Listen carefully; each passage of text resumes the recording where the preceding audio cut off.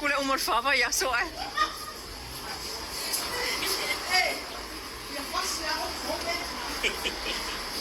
Ya, o se tatou lipoti na mai le fionga ia Leilua Ame sene. Ya, le mai ai loa faamasinoga e pe ona tapo ia fo'i se tatou tulu. Ya mai o lewa tu atu tua. E le aso ona o ke topa.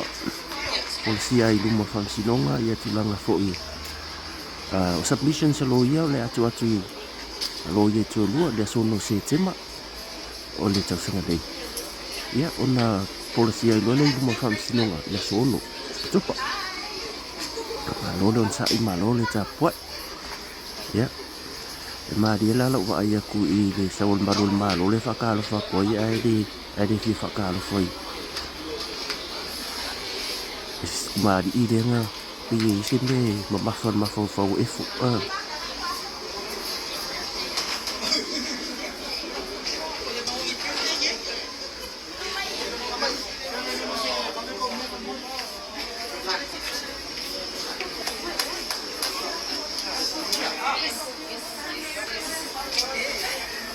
Ya, filagona fia eu ia i mawale i ngā faamasinoga.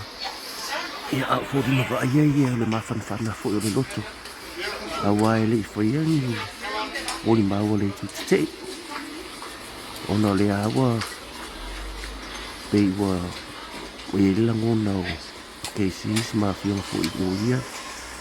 Mai la tau whaftai ta poinga. Ia le li o le umai a whaamui. Ya, mai kakoru e.